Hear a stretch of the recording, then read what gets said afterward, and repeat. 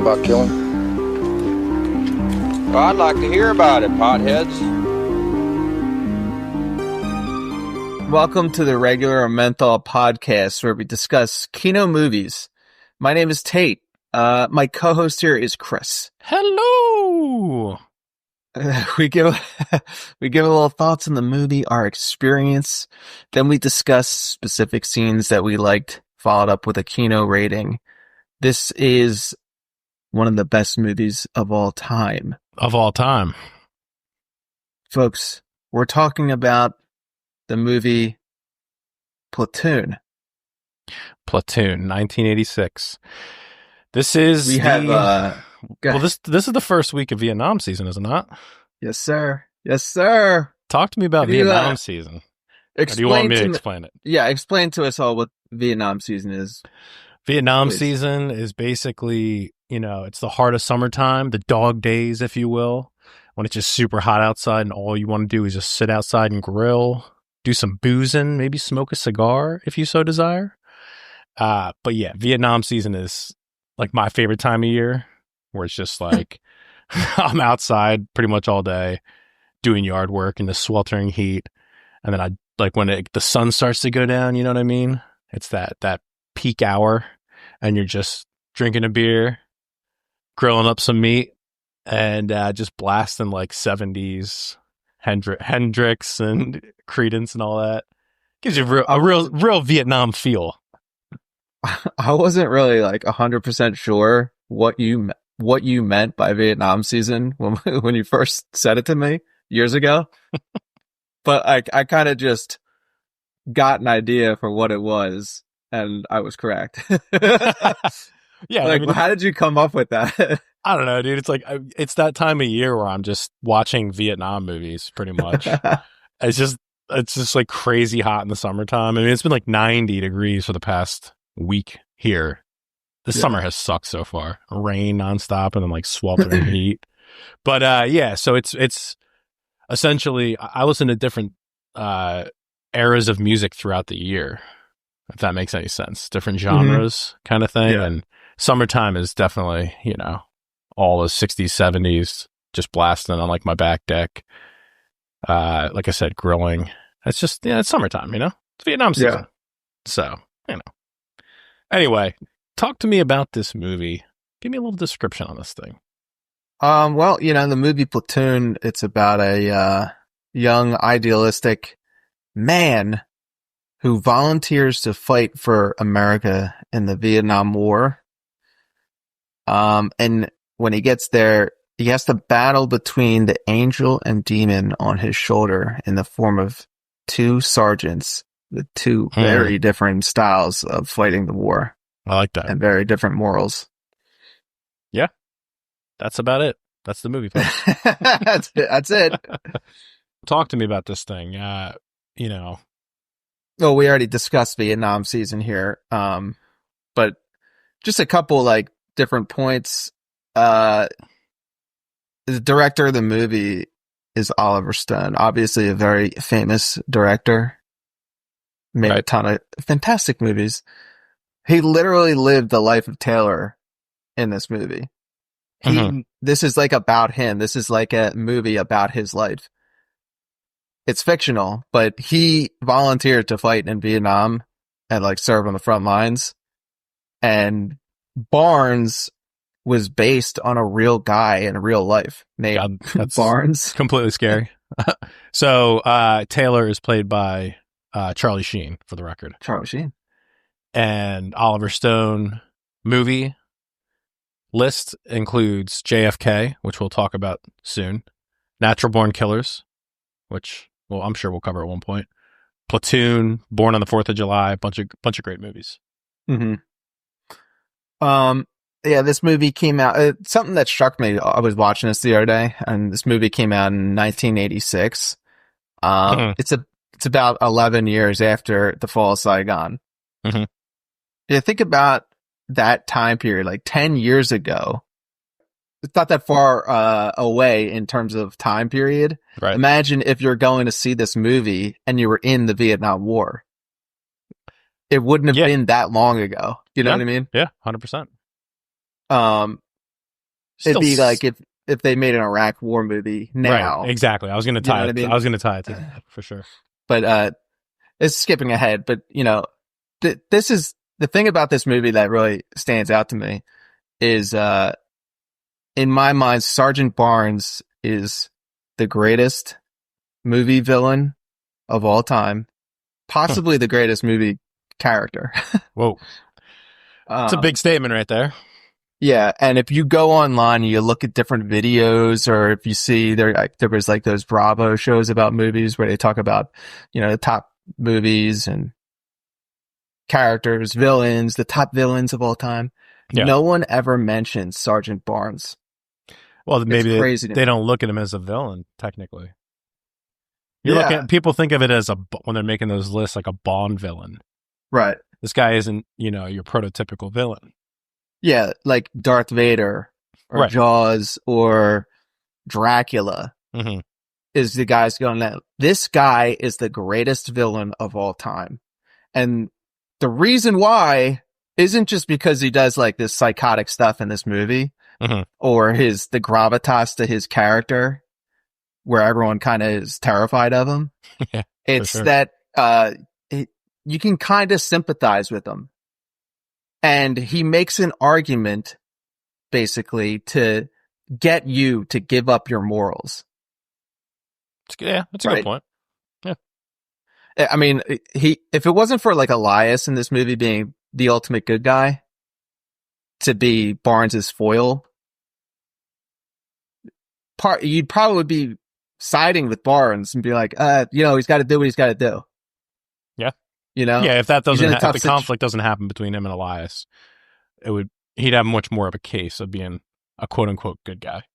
Yeah, because he does disturbing stuff in the movie, but then later in the movie after that, you're kind of like, kind of siding with Barnes. Yeah. I'm going to forget what he just did. But this is a guy, I mean, he's a completely unhinged killer, but he's acting in a war zone here. Right. There's a part of that where you forget, and he's not a complete psycho. Okay. Barnes actually cares about his men, and he cares about winning. Now, what that means and what that takes to win is somewhat terrifying to think about, but Barnes actually cares about winning and not having his guys die. Yeah. Yeah. He gets pretty pissed. Whenever someone even gets hurt, he gets kind of pissed off. He's not just like an evil psycho. Right. He's doing all this stuff for a reason. And yeah, he goes over the line. But all this is for a reason. And that's part of the terrifying nature of this guy is he gets you to go along with him. Because it's not like, imagine if you are just some 18-year-old kid that gets drafted. Right. You're not necessarily looking up to him, but you're sure as hell going to stand behind him because he's your best chance of survival. Exactly. Dude's like battle hardened, just badass and a survivalist. This is who shot knows 7 times. Tours. Right. You're a young kid, you're drafted, you get thrown in this nightmare where you could get blown up at any second. You're going to latch on to a guy like Barnes. Yeah. Who is your greatest chance of survival. Good point. And so like that level of you have to somewhat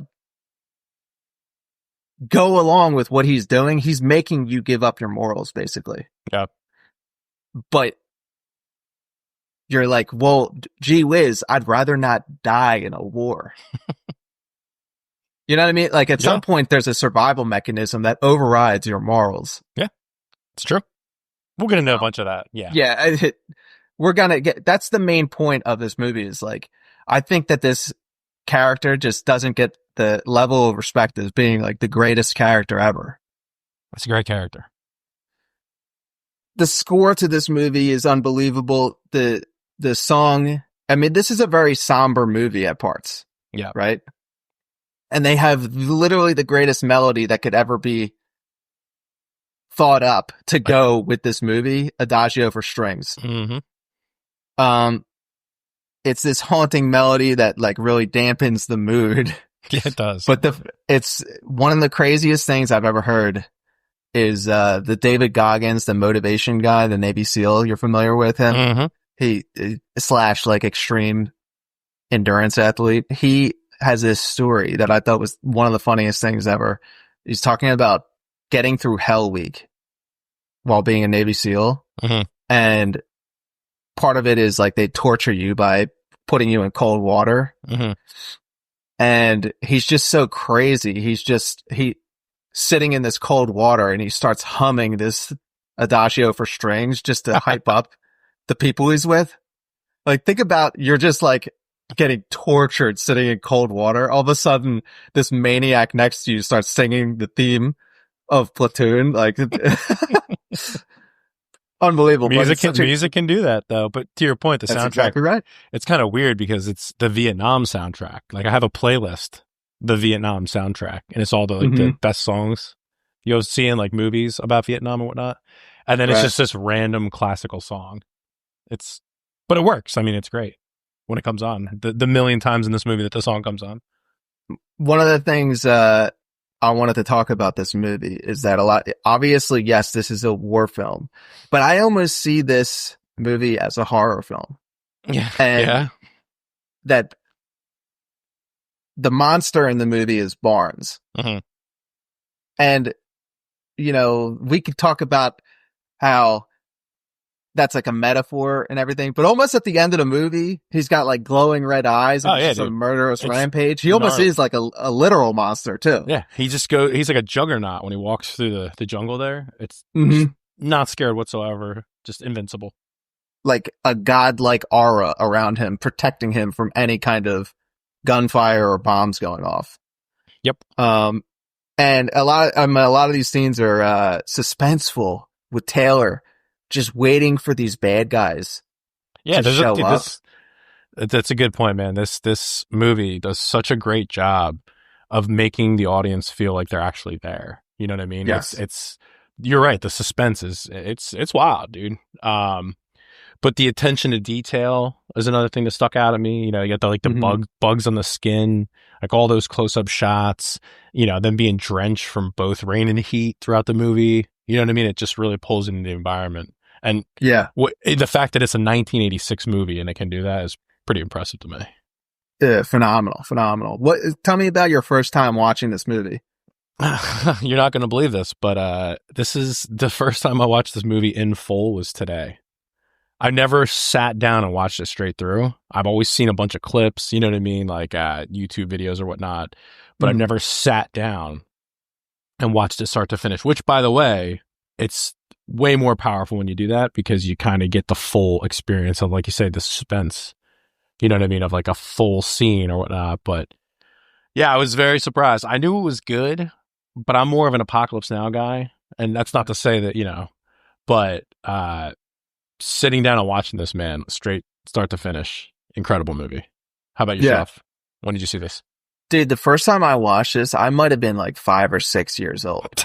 And which is just insane to think about. Like, I remember my dad might have rented it on VHS. And I think my mom was like uncomfortable with the fact that I was in this room, and pretty sure, she shuttled me out of the room, especially when this village scene started. Oh God, dude. Yeah. You know, even like when I'm a kid, like I'm like, damn, this is kind of messed up. Like, I don't exactly know what's going on here, but I know like this isn't good. You can tell, yeah. But it made me like way more interested in Vietnam. Like, I just remember thinking like Vietnam was like this super effed up place, even when I was little. Yep. And so like this one dude that was in our neighborhood was a Vietnam vet. Yeah. And it was like this guy that my dad knew as a kid from same hometown and everything. And he was just kind of like weird or whatever. And I remember going over, like saying hi to him and talking to him because he lived next to my friend. Mm-hmm. And my dad was like, yeah, I would probably just stay away from that dude. And he just had like his own house, and there was like no grass, and he had these dogs outside in like these fenced off areas. Nothing real, like it wasn't really weird or anything. He's but still being cautious, man. Charlie could be anywhere. The guy was actually seemingly messed up. Yeah. My dad was like, yeah, like years later, I was like, yeah, I'd asked him about him. He was like, yeah, he came back from the war. He was just like, he was never the same. Oh, of course. He was just kind of jacked up. Many and he was like cases. a normal dude that got drafted. Mm-hmm. You know, he's like a very normal dude, like as a kid, and then he gets drafted, comes back, becomes maniac. You know? Well, yeah, dude, he saw some shit. I mean, yeah, many such cases. You know, absolutely. But I watched it like years later, fresh eyes. I was like, oh my god, this is unbelievable movie. This incredible movie. It's pretty gnarly. So talk to me about who's the literally me character for you in this movie. There's like a lot of literally me characters. I see a lot of myself in O'Neill. I guess I like to think that I'm Ra though, where I'm just sitting on a throne getting high. Yeah, you'd be a good Ra. I could see that. Like at the end of the movie, Ra goes up to Lieutenant Wolf and he's just completely over it. Wolf's like, yeah, you got the squad now. He's like, I don't want it. He's like, I never asked for this. And Wolf's just like, yeah, I don't give a shit. He's like, frankly, I don't care. Yeah, he's pissed. And then like, Ra at the end of the movie is just like, it completely random. It's Sheen's on the helicopter and he's looking at him and he just has a walking stick. Yeah, dude. He goes completely He's walking nuts. around this whole movie with a walking stick and he's got a rifle in his other hand, and he goes like, oh, and he's just like banging his chest. Barbarian, dude. Absolutely. Yeah, you're a good Ra. I agree with that. Yourself, sir? Personally, I like Elias, the way he thinks. There's a scene where Taylor's just talking to Elias and he asks him if he still believes in the war. He says, I did back in 1965, but not anymore. Guy's committed to doing the right thing, looking out for his guys, even when he sees Barnes and Barnes kills him or shoots him at least, he lets up a smile, assuming that, he's good and he wants to put their beef behind them, only to be betrayed. But yeah, I mean, Elias is a good character. I like him a lot. Which ironically is Defoe, who's the GOAT. So another movie that we like, Defoe. Yeah, really, dude. Guy can't do anything bad. Let's get into these Kino scenes though. Yeah. So like the first scene that jumps out at me is the very first scene of the movie. Chris gets off a plane, start his Vietnam War journey, and you're immediately hit with the somber melody. Did they just there's body bags on the ground reminding you, this is not a joke, sir. People are dying. They're going up and then they go up this hill to set up camp. But I just want to mention, he gets off the plane, Charlie Sheen's character, Taylor. Mm-hmm. They're walking, I guess they're going to where they need to go. They walk past a line of soldiers going the opposite direction who must be leaving. Their time's short, like their time's over. They're leaving, right? As they're going by, Taylor looks at all their faces. Yeah, and I remember this. The last guy he looks at is this completely grizzled dude that's checked out. And he stares back at him. Yep. Immediately, Taylor realizes this is the end result of what happens when your time's done. You look like this. Yeah, that's a cool juxtaposition for sure. Yeah. The grizzled guy, he looks at Taylor though, and he must be thinking like, damn. You don't even know, dude. I remember when I was a young kid coming in here too, like this is the 1,000-yard stare. Completely checked out. Nothing will ever be the same for this guy. Absolutely brutal image that they hit you right from the start. And they all talk about this throughout the movie. How much time do you have in or whatever? Oh, you have so much time left. But do you know if it was like that? I've never read anything on that where it's 1 year for service. Yeah, it's I forget exactly what a tour was. I always thought I guess it was like, we'll have to look into that, but you get drafted and you do your tour and that's it. Mm-hmm. And then some maniacs would get like signed back up and everything. Exactly. But it's like absolutely like this guy is just seeing everything, and like all of a sudden they hit you just with this, and I was just like, oh man, like that's rough. And they do a good job with making Sheen look, so green. Yeah. You know what I mean? He's brand new. But I will say, man, Charlie Sheen just kills this role. You know what I mean? He's like always surprised throughout it, and you see his character kind of grow throughout the movie, but he's never like a pussy about it. You know what I mean? I just think he does such a great job in this role. Yeah, totally right. Absolutely nails it. He becomes that grizzled guy by the end. You see his whole transformation throughout the movie, which is pretty cool.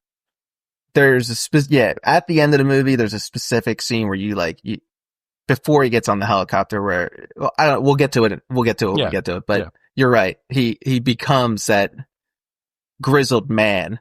And to your point, where the realism and everything, they show the absolute exhaustion of these guys climbing up this hill. Oh yeah. And it's so spot on. It's like they're dripping sweat, passing out from heat. They're getting attacked by the environment, like snakes and ants and stuff. Absolutely just horrible to think about conditions like that. Yeah, dude, it was probably brutal. Because imagine if you're just getting off a plane and now you are just in this incredibly hot and humid jungle with just every insect in the world attacking you. Yeah.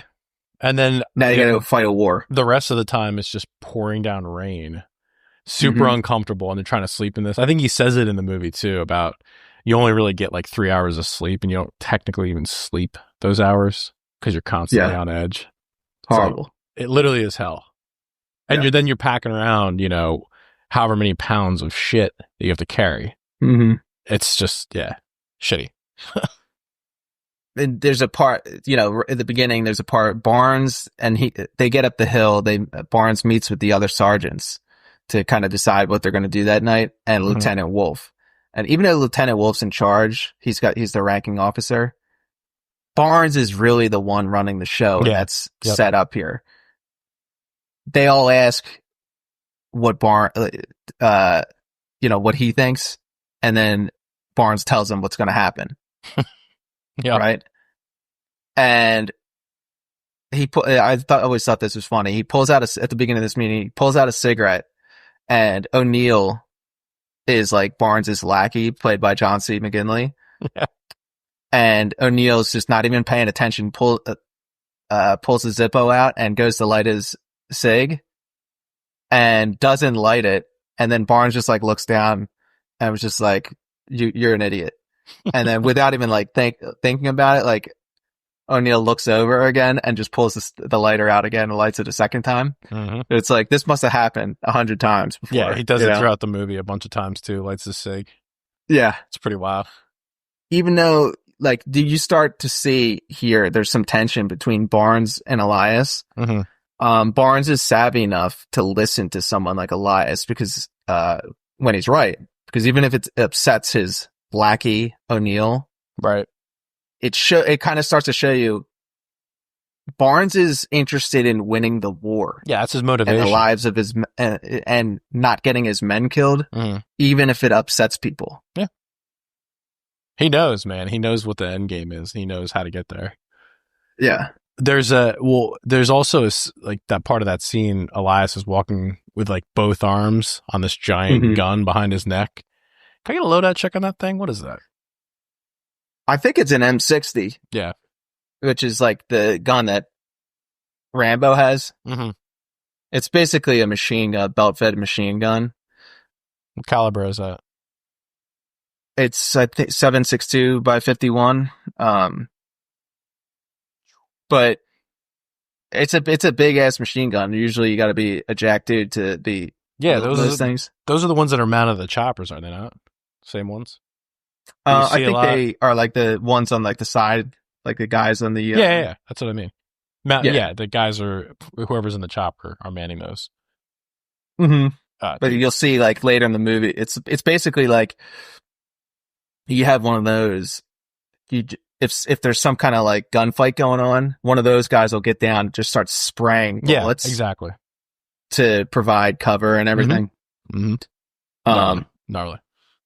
It's funny, like in this scene where Barnes is meeting with these guys, like Wolf comes up to him and has a problem with him giving orders to the men, and he says something along the lines of like, I think in front of the men I should be the one giving the orders. Yeah, to Barnes. And Barnes gets in his face, this is like, yes sir, in like a sarcastic way. But it's like Barnes is willing to take the lead because people like Wolf, even though they have the rank, they're not the most capable. And it's shown multiple times throughout the movie. Speaking of, as soon as I heard, because like I said, this was the first time I watched this, I heard him deliver that line, and the first thing, you ever get like one of those situations where you hear something, you just have an impression in your head, and you hear something else? All I heard with his accent and his cadence was Tom Hardy in The Revenant. Does this sound crazy? No, dude. No, not at all. The rest of the movie, I'm just watching this as Tom Hardy in The Revenant. It's like Hardy was just like, okay, yep, I'm just going to be Sergeant Barnes in the freezing cold. Complete opposite when he did The Revenant. And it's weird because his character also has facial and head scars, as does Tom Hardy's character. And then, ironically enough, there's like a fracture in the group between Barnes and Elias, as there is in The Revenant between Tom Hardy and DiCaprio. Do you catch any of that? Oh, yeah. It's pretty wild. It's been a while since I've seen The Revenant. I've seen that a bunch of times. I love that movie. But yeah, when you were writing this, I was like, oh yeah, that's a good point. And they have like that Southern kind of accent. That first line when he says "yes, sir," it really sounded like it. The rest of the movie is kind of somewhat, but he does give off the same vibes for sure. And I'll bring it up later. There's other points that I noted where it kind of gives Tom Hardy in The Revenant feels, but yeah, man, I was just laughing watching this. I'm like, is that Tom Hardy in The Revenant? Right. Completely stole the character. They're arguing, these different sergeants, about who's going to go out and everything. And one of the things that I noticed is like Barnes is going out all the time. That's a good point. Yeah. Cause nobody wants to go out consecutively. Right. It's just kind of assumed that Barnes is going to go out. Well, you don't know at that point. He's telling Elias' team to go out, but he's going to take guys from O'Neill's squad.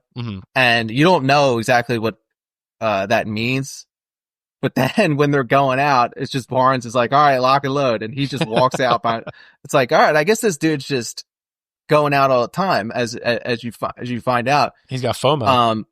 And then you have this crazy scene where, the first ambush happens where Taylor he's on watch. He tells, Taylor tells Junior to watch. Junior falls asleep, and Taylor just wakes up like he got shaken out of sleep. And there's these Vietnamese dudes that are coming, but Taylor can't move because his rifle's far enough away that he moves, they could see him. Right. And he can't touch the claymore things because same deal. And they cause like a claymore to go off, and they don't see him.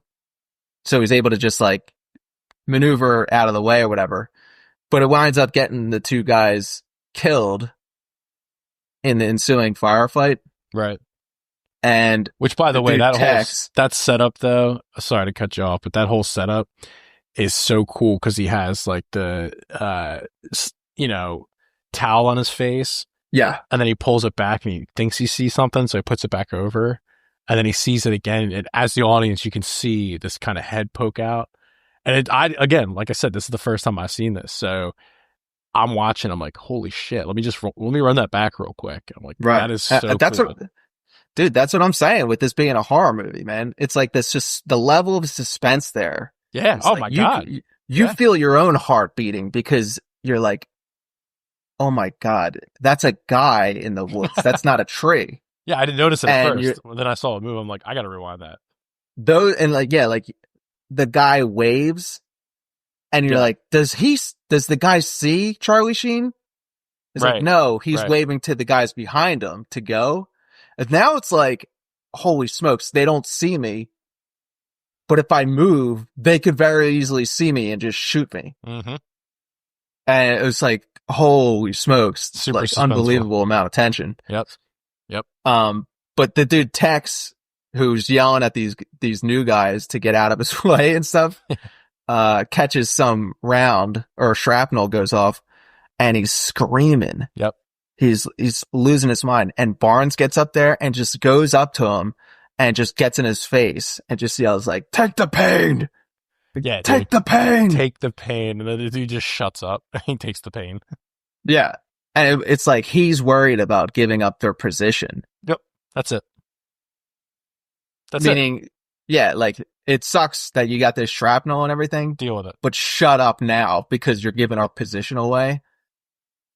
And it's like, I just think about that all the time. Anyone's ever complaining, like someone comes in someone comes in the office or whatever, and they're complaining about something. It's like, take the pain. It is gnarly, dude. It's, oh man, his priorities so great. And it like Taylor gets blamed for this ambush going wrong. Yeah, because even though it's Junior's fault, and it's like Barnes gives Taylor shit, but immediately just turns around and gets in Junior's face, almost as if he knows that Junior was the one that messed it up. Yep. And I just think that's like he's been dealing with Junior for quite some time before the movie starts, so like he already knows this dude's shenanigans. Yep.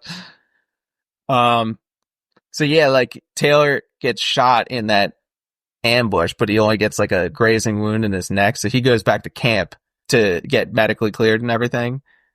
And when he comes back to the base camp, he immediately walks. This is the next scene we're talking about now. He immediately walks up and King, this dude who stole a case of beer from somewhere, O'Neill sees him, gives him the job of cleaning up shit from the stalls. Now, it's like the slight levels of racism in this movie too, where King, played by Keith David, absolutely genius level actor, great in this role, and he steals a case of beer, presumably from Barnes' the higher ups, tent, and O'Neill just like sees him, and the other dude that's with O'Neill starts calling King boy and everything. I'm like, oh my god. Well, they talk about it throughout the movie. Like the black soldiers are talking about how white soldiers get preferential treatment. I think Forrest Whitaker says he's like I gotta paint myself white in order to get anything around here. Yeah. This is a little fan theory for you. I made this fan theory up myself. You go on the internet, you're never going to hear this, except this is a regular or menthol breaking exclusive fan theory. I've watched Platoon like a bunch of times, and it's only watching it this time and looking up on IMDb that I realized that the character of Crawford, who's saying like, I just broke 100. He's the surfer dude, right? Left. Yeah. He's played by this dude, Chris Peterson. Now, Chris Peterson also played Bunker in the movie Point Break. Yeah, boy. Bunker is the guy in Point Break that is like the leader of the other pack of surfers who Keanu originally thinks did it and fights him on the beach. Yep. I remember that. So I'm thinking to myself, I'm watching this, I say, after the 100 days, he's talking in this movie, Platoon, about going back to America. Curiously enough, he mentions going back to California to surf. I think to myself, could Crawford and Bunker be the same character? Because obviously Bunker's not his real name. They say his real name in Point Break, but let's forget about that. Let's just ignore that. Doesn't he die? Nah, he gets shot. Oh, that's right. And then it doesn't seem like too life threatening of a wound or whatever. Damn. Does that line up time-wise? I think it does. Well, let's think about this. This is presumably in what? 67, I think. 67? Yeah. So Platoon's in 67 and Point Break's in 91. Guy doesn't age. I don't know if this makes it, look, a lot of people, they don't age, Well, this could be later because I think when Elias says about he doesn't believe he believed in the war in 65, but not now. You think that was only a 2-year difference? I guess it would be because, you know, he's not going to be in the service for that long. Yeah. So I guess It's only a couple years. Yeah. Okay. Fair enough. Yeah. So anyway, Crawford, he changes his name to Bunker. That's his nickname. He's seen everything in Vietnam. He got shot and now he survived Vietnam, and now he can only live to get radical because nothing does it. Regular life doesn't do it for him anymore. So now, besides surfing every day, he becomes a big meth dealer in the Southern California area, which gives him fast money to fuel his lifestyle. And due to the prior combat experience and situational awareness, he's able to spot when he's about to get raided, pulls out a Steyr AUG to deal with it, but winds up getting killed in the process due to too much meth consumption. That's peak analysis. There you go. Great theory, though. Great theory. I'll tell you what, though. When you were saying about the scene where they're digging or getting rid of the shit in the stalls, there's a cool shot there where Charlie Sheen's like digging, and it's like his silhouette with like the red sun behind him. Yes. That's so cool. Yeah, man. Some of these shots in this movie are really, really cool. And this is, that's when I think Jefferson Airplane White Rabbit starts playing. Yep. Great song. Part of the Vietnam soundtrack. Yep. Absolutely. And these guys, this is the heads, right? So Taylor walks up, sees King, Crawford helping him clean the shit. And King's like, I'm going to introduce you to the heads. And the heads are the dudes that smoke weed. Right? Mm-hmm. He gets in this bunker and there's like Christmas lights inside. People are high, out of their minds. You see the dichotomy of Elias is in there with them. You see the dichotomy of Elias's camp with Barnes' camp. Yep. Where these guys are all smoking weed, relaxing. Where Barnes' camp is all sitting around talking shit, playing cards. Yep. And drinking liquor. It's a good point. Yeah. The juxtaposition between those two camps it's a good point. Is this a commentary on drugs? Perhaps. No, but that scene, the bunker scene where Taylor goes in and sees Elias and them, that's a really cool scene. I like that. Yeah. It's like a very cool, chill vibe. But it gives you insight of these guys kind of, you know, blowing off steam and just doing the weird stuff. Like Manny's doing curls.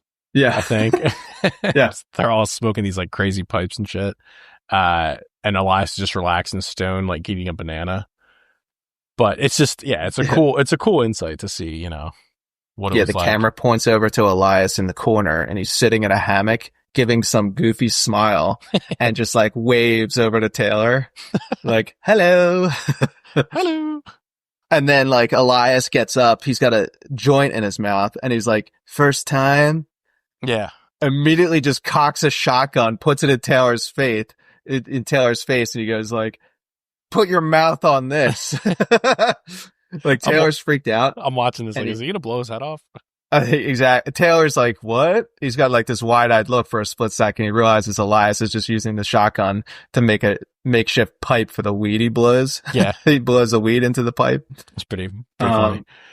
Well, speaking of smoking, I don't know if you caught this, but every time it shows O'Neill, he's chewing gum while he's smoking a cig.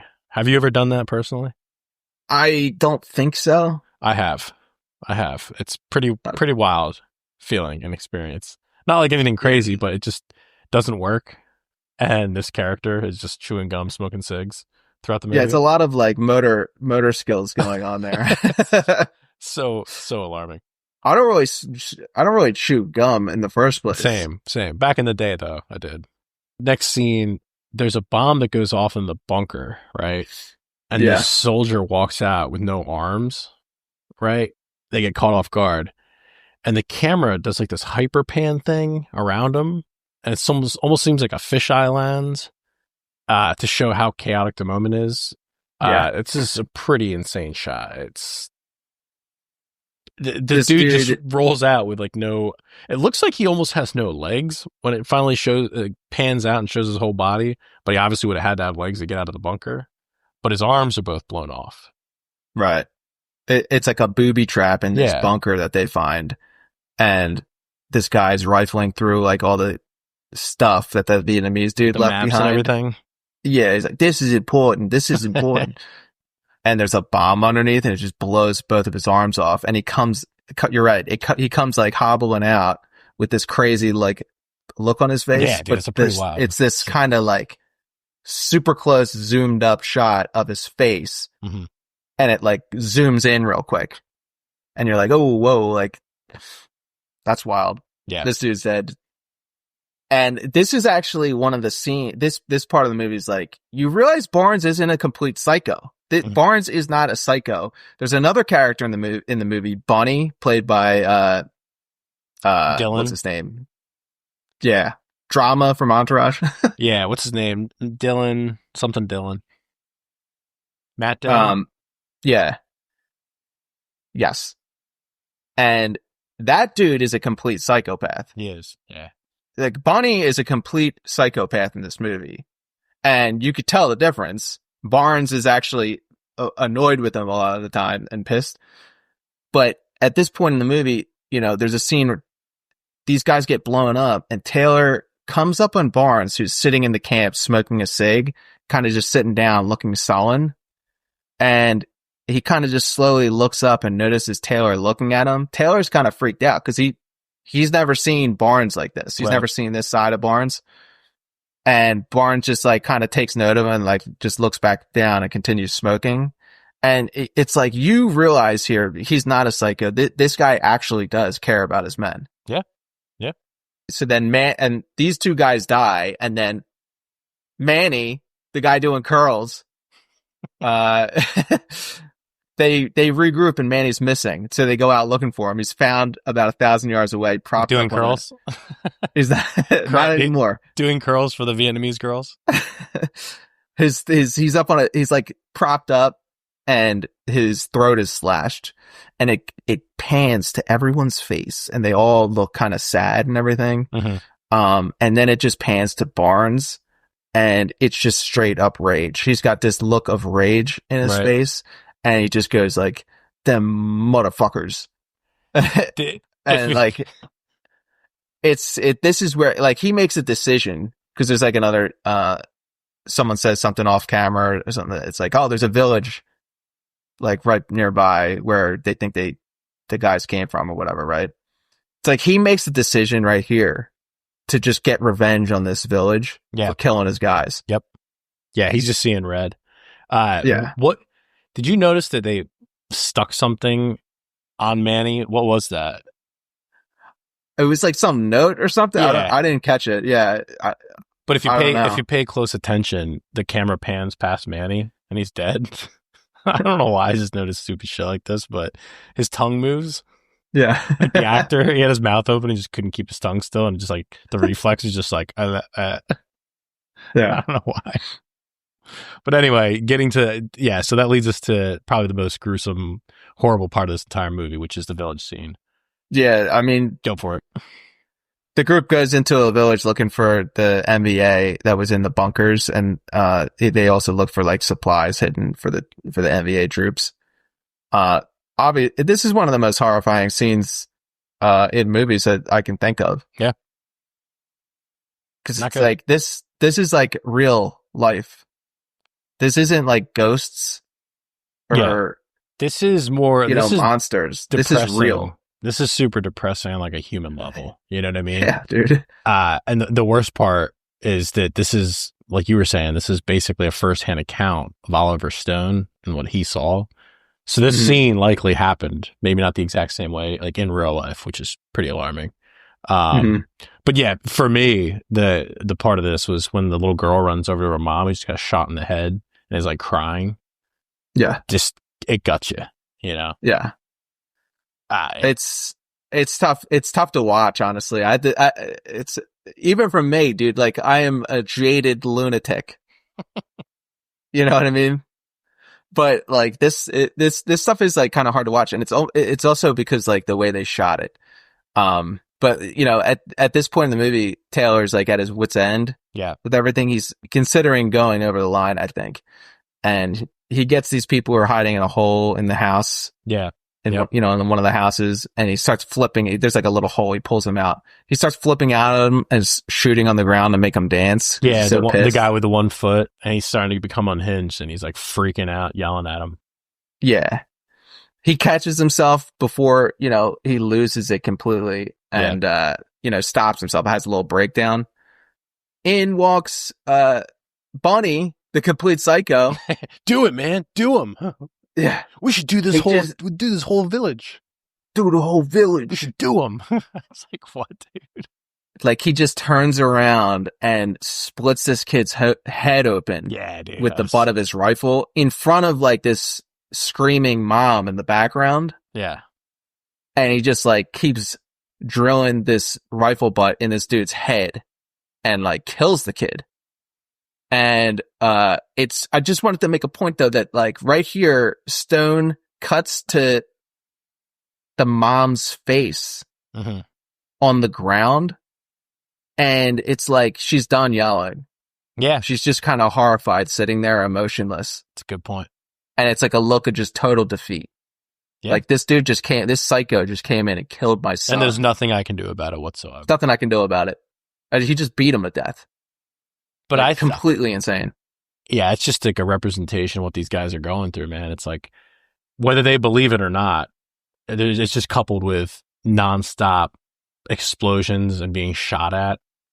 And say what you want about Bunny being a bad guy, but he just eventually loses it. And he's like, I'm just tired of this. And he just, the rage has to come out somewhere.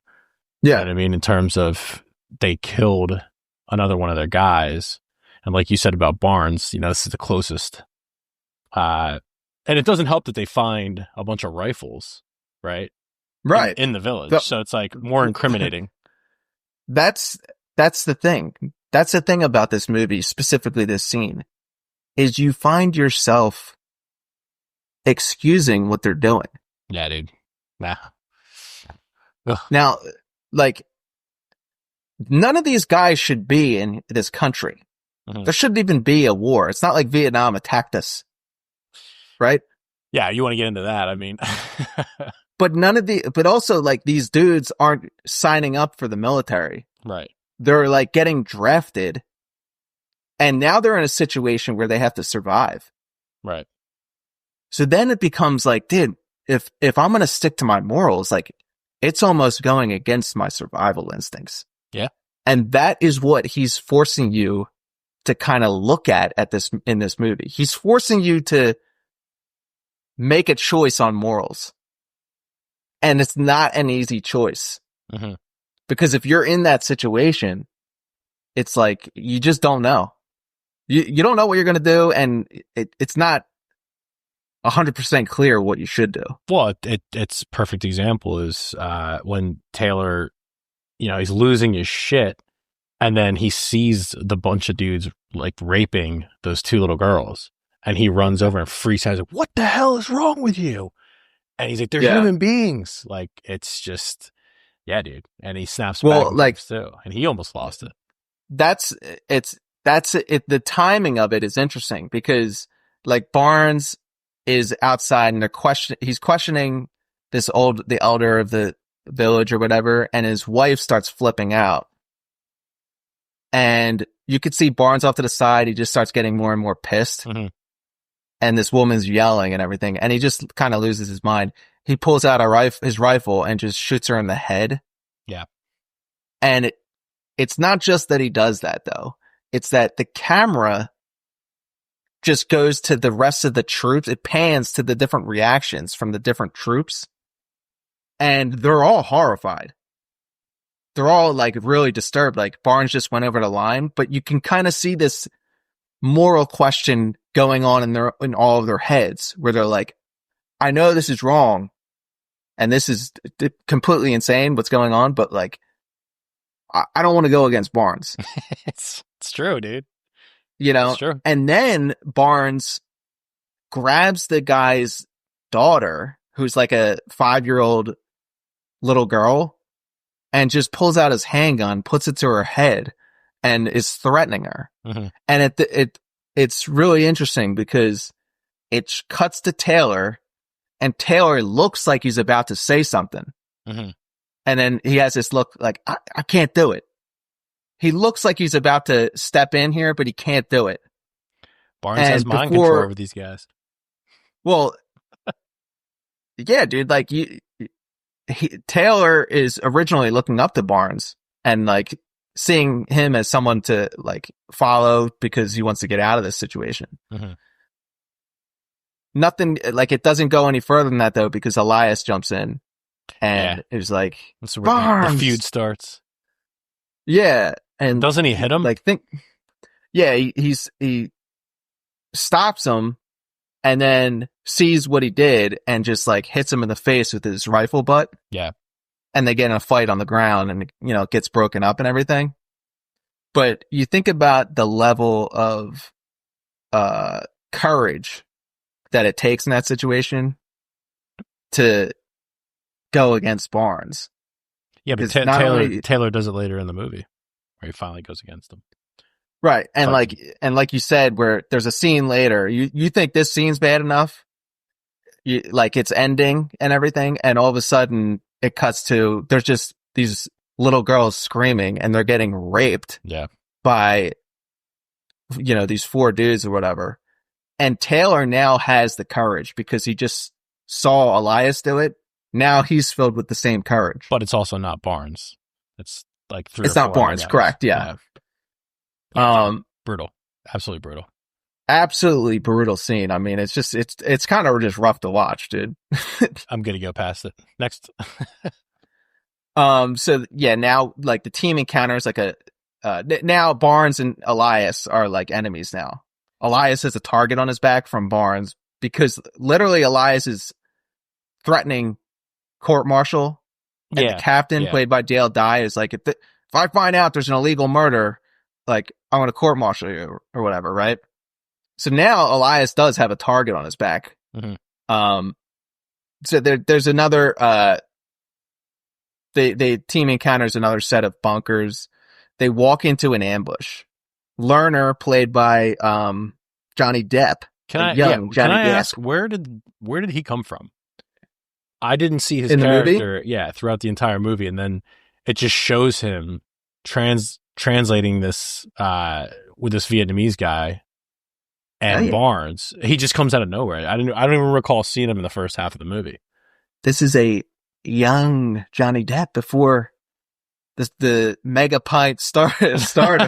Well, I'm just saying, I didn't recall seeing him in the first half of the movie. I'm like, where did Johnny Depp come from? Oh yeah, he's like in a couple, like he doesn't really have any speaking lines or anything. He's just there in the background, and I guess he's the translator or whatever. A mega pint, ladies and gentlemen. So they get ambushed and everything. Lerner gets shot, and then Wolf calls in this, I think airstrike. Yeah, it was an airstrike. And he's putting coordinates in. He's calling in coordinates on the radio and everything. And it starts blowing up their own guys, friendly fire, because he put the wrong coordinates in. Mm-hmm. And Barnes sees this, again, like you said, marching through bombs going off next to him. Doesn't care. The guy is just like a juggernaut. It's just an insane shot of him just everyone else is hunched over, kind of crouching, doesn't want to get hit by fire, and this madman is just trudging through the woods. No care. Aura maxing. Chad Barnes. He just walks right up to Wolf and just like grabs the headset out of his hand and hits him over the head with it. Yeah. He's like, what? Like, what coordinates you put in? Well, what are they? And Go ahead. You raised the question. What are they bombing them? Is it an airstrike from planes or is it mortars? It might actually be mortars. I feel like it sounds like, not that I would know what mortars sound like, but what I've seen, it just feels like they're mortars getting dropped down on them. Yeah, you might be right on that. I'm not sure exactly because it seems like a plane going by, there wouldn't be like that many. Yeah. Maybe bombs going off exactly. A pass. By a jet, and it's not. I feel like they're mortars, but regardless, I was just curious. So Barnes, things get somewhat under control after Barnes calls in the right coordinates and everything. Mm-hmm. Check your fire. And then he realizes that Elias is still out in the jungle by himself. He orders the troops to retreat, and then he'll go and get Elias. Yeah. Right? You already know where this is. Exactly, if it wasn't obvious enough. So he finds Elias. There's this showdown. He finds him. Elias is like walking back. He comes to see Barnes, who like he's in like a clearing, and Barnes is just pointing his rifle at him. And there's this staring between the two where it goes from, it's incredible. It goes from relief to see Barnes. Like, oh, there's a friendly here. Sounds like I just killed all these Vietnamese dudes. I'm being surrounded by Vietnamese, but here's a friendly, so I'm relieved. To immediately, oh shit, I think this guy's going to kill me. Yeah, it does a like close in a up split of second. His eyes, yeah. And his eyes go from like relief to like, oh shit. Yeah. But again, like I was saying earlier, this is eerily similar to The Revenant, Tom Hardy's character. You know, Barnes goes back to quote unquote help Elias, only to kill him. And what does Tom Hardy do? DiCaprio? He betrays him. Same exact thing. He goes back to help him out, and then even goes so far to see who's the kid that plays that role. I can't remember in The Revenant. He goes back to him and says, "Oh, he's dead. He's dead," even though he wasn't. Right? Well, that's exactly what happened. It's the exact same thing. And he tells Taylor, he's like, "Where's he at? Where's Elias? He's dead." He's dead. Exact same scene, which I thought was funny. Another thing that kind of caught my attention was I saw it later in the movie where they had these longer mags, but it was the Viet Cong. But they're doing these loadouts. They're like these little mags that I think have like 10 or 20 rounds. Yeah. You'd think they have larger mags. Yeah. I'm pretty sure those are 20 round mags. Yeah. And they have them in those like bandoliers. Yeah. If you see, that goes across the chest, and it's just like pockets with mags in them. But you're thinking to yourself, why not have 30 round mags? Well, it just seems inefficient. Yeah. I don't know when they came out with 30 round mags. Exactly. But they would have had to have already been out because it shows the Viet Cong dudes with like banana clips. Well, those guys got AKs. And I think those guys have 30 round mags. I'm not 100% sure how many rounds went in, but for the American dudes, like those are 20 round mags, and they're the straight ones, right? Mm-hmm. They're just like these straight down, whereas the 30 rounders have like a little curve in them. Yep. Today. But I don't know when they came out with 30 round mags exactly, and why they didn't just adopt them immediately. You would think that they would, but I'm not sure exactly what the benefit was. One of the benefits of a 20 round mag is that you can lay prone easier. Okay. When you're shooting. Yeah, that makes sense. Then they're going back on the helicopter. Taylor leaves because he doesn't want to get surrounded by Vietnamese. He retreats. They're leaving on the helicopter. Taylor spots Elias, somehow alive, running from the Vietnamese. He's shot to shit. He manages to only get so far before collapsing and dying. Taylor looks back at Barnes on the helicopter, who earlier just told him Elias was dead. And he knows Barnes did it, right? Mm-hmm. He has this look. Yeah. Barnes just looks at Taylor for like a split second, just looks away because it's like, yeah, like, so what? Yeah, like at this point, he's so untouchable. He doesn't even care if Taylor knows. Yeah. You know what I mean? Death scene is absolutely epic. I noticed the detail of the wounds, on Elias. Like he lifts his arms up and the back of his arms like sliced open. And just the aerial camera from the helicopter is kind of sick because you just see him running out of the woods and the Viet Cong just chasing after him. Just absolutely crazy death scene. Mm-hmm. The next scene is they're back now at base camp. They're back in the head's bunker. They're sitting around trying to figure out what to do. Taylor's saying that Barnes fragged Elias. Mm-hmm. And, obviously he wants revenge. Then they go around the circle saying different opinions and everything, and Barnes shows up. So this is like an unbelievable Kino scene. Yeah. Barnes is just sitting outside the whole time listening to him talk about Wouldn't him. They notice him at that point? I feel like he's just right there at the opening. His outfit, though, in this scene, unbelievable. Yeah. He's just rocking the shirtless look. He's got no shirt on, and he's got the boomer Alice suspenders. And it's just a look, like it's a vibe, like the shirtless with the suspenders on. Yeah. Ra, the only one talking sense into this group, saying Barnes has some kind of divine protection in the war because he's been shot 7 times. Like, I think that's an interesting idea. There's guys out there who you just know these guys are survivors, dude. Dude, they could sign up for 20 tours. It wouldn't affect it. They're gonna survive. But think about that. They've seen how many people die right next to him, and then this dude just has all these scars. The scars. And like, he just can't die. It just makes sense. Yeah. He's got an aura. It's like a divine, an aura, dude. He's got some kind of protection where bombs and bullets just fly around him. But this is another iconic scene here, cements Barnes as the greatest movie villain, because you kind of sympathize with this guy because he explains his position. He justifies killing Elias because, he says Elias is a crusader. But the reality is if it was possible Elias got him court-martialed, right? Like it would take the war away from him. That's the real motivation here. He's like, this guy is so far gone that he only lives for war now. It's pretty alarming. You're not going to take his war away from him. You're probably right. He's completely committed to the war effort, doing everything he can to win. But like, you have to really wonder if he believes in the actual cause of the war at this point. Or he's just so jaded, he just lives for war. Yeah, wants to win it for that reason. Well, there you go. Elias speaks on that in the movie and says that he believed it back in 1965. He doesn't anymore. But to your point, Barnes doesn't give a shit, dude. He doesn't care about the politics of it. He's focused. He's a killing machine. That's it.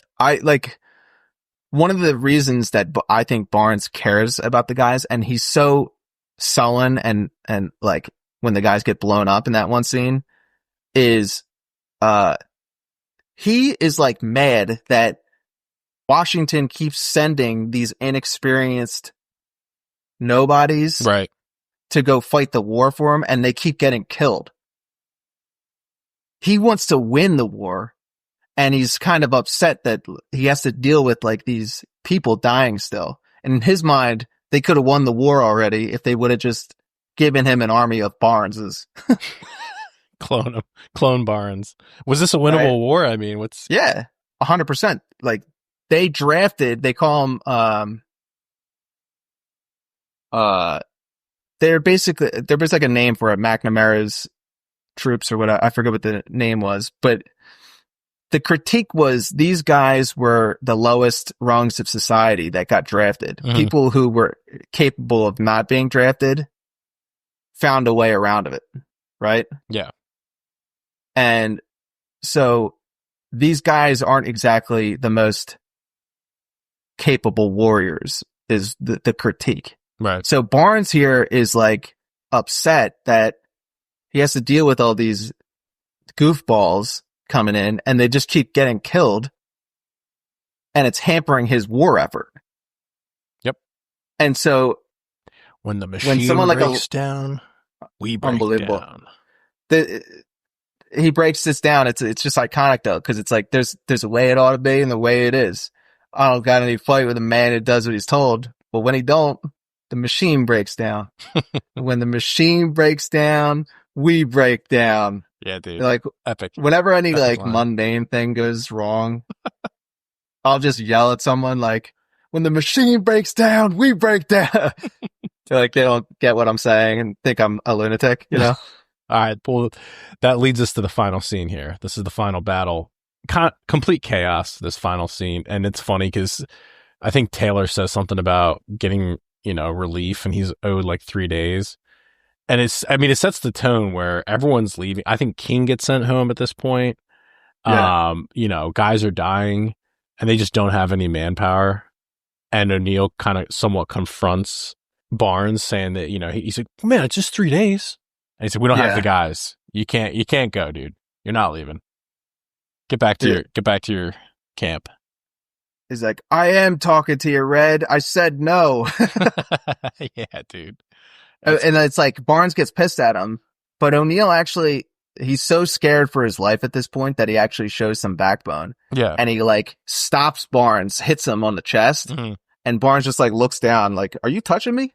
And then he just gives a completely fatalistic answer. He's like, we all got to die sometime. Yep. Like but it's crazy because O'Neill, you can sense, and he does a good job at conveying it. He's kind of scared. You can hear it in his voice. He's like, I got a really bad feeling about this one. Like he knows he's going to die. Everything that O'Neill does in this movie is kind of cowardice. Self-preservation, which to my next point, right? He's hiding under the dead Viet Cong body, right? And I feel like at that point, he just knew he was going to die because the camp was already overrun. So I guess my question is that even cowardice at that point? Because at least the way it was shot, there's all these VC guys running up on them, and he's like, oh shit, I mean, I'm going to die. I can't take on this many guys. So he just grabs a body and puts it over top of him in the hole. I feel like that's kind of the play when you think about it. There's no honor in just dying because you're going to get overrun, right? May as well try to. It's hard to argue against his tactics here. Yeah, because unless you expected O'Neill to turn into the Terminator and just start murdering everyone, like there's probably like 10 dudes coming out of the woods right when he does that. So it's like, unless he was going to kill all those guys, then it probably wouldn't have made any difference if he just sat there. Speaking of Terminator, I mean, jumping ahead here a bit in this scene, but you have Barnes standing over top of Taylor about to kill him with a freaking spade. Yeah. And it zooms in on his face, and his left eye is red. Mm-hmm. What's going on there, big guy? Well, I don't know exactly. It's I guess it's the light from the fire or whatever. But I guess the point that he's trying to make is that this dude is completely lost his mind and is more animal than man. This is complete bloodlust. This is because he's like crawling around. Yeah. And like some just dude murdering people by hand. He's killing hand-to-hand people by combat. hand at this point. Hand-to-hand combat. Yes. But he gets, go ahead. I'm sorry. No. This movie came out 2 years after Terminator. That's all I'm saying. Go ahead. Oh, he gets shot in the leg. This is like at the end there. It's like he gets shot in the leg and is almost about to get shot like in the face. But then Charlie Sheen's character, Taylor, comes running in and kills the guy. And then immediately upon seeing that, Barnes just turns around and goes back to killing a guy with his bare hands. Mm-hmm. Dude, and Taylor must know that because at one point you're like, wait, is Taylor about to kill this dude right here? He must know that there's a airstrike coming. Mm-hmm. He grabs Barnes to like, hey, it seems like he's grabbing him to be like, hey, let's get out of here. Right. Right. And Barnes just completely out of his mind, just turns around and hits him and is just going to kill him. But then the napalm airstrike comes in before he can hit him with a spade and blows everyone up. Absolutely crazy to think about, but these dudes survive. Yeah. Both of these guys survive a napalm bombing. And they just happen to wake up at the same time. Yeah. The next morning. And like Sheen so the movie grabs an AK, checks to see if there's a bullet in the chamber, and it goes over to Barnes. Mm-hmm. And Barnes just looks at him and is like, get me a medic, not realizing that literally like 30 seconds ago you were about to kill this guy. He probably doesn't even remember, dude. He was totally different person. Yeah, he was seeing red, ready to murder anything in his path. But it's just funny how he just kind of discredits him. He's like, go get me a medic, kid. Yeah. Still to this point in the movie, which, by the way, they got in the fight earlier in the bunker, the fist fight. So he knows Taylor hates him, and he looked up to Elias, but he just completely writes him off. And then he just gives the epic line of, do it. Like, shoot me. Right. Like, he then looks like, he looks up again, and Taylor's face comes down. Mm-hmm. He's like, oh, I recognize this is oh shit. He's going to kill me. Yeah. But Barnes isn't like scared of death. And it's just like, do it. Yep. And then, he just shoots him. And then Madman. It cuts back to Taylor's face, and Taylor just kind of takes it in and looks at him for slightly longer than normal. Yeah. and it's just like I'm taken in that I just killed this guy. The unkillable Barnes. But it just this is right here. What I was saying at the beginning is you see his character fully transformed from this green, newbie at the beginning of the movie, shirt tucked into his combat boots. And then now you have this dude who's like ready to kill Barnes, and he does. It's pretty epic.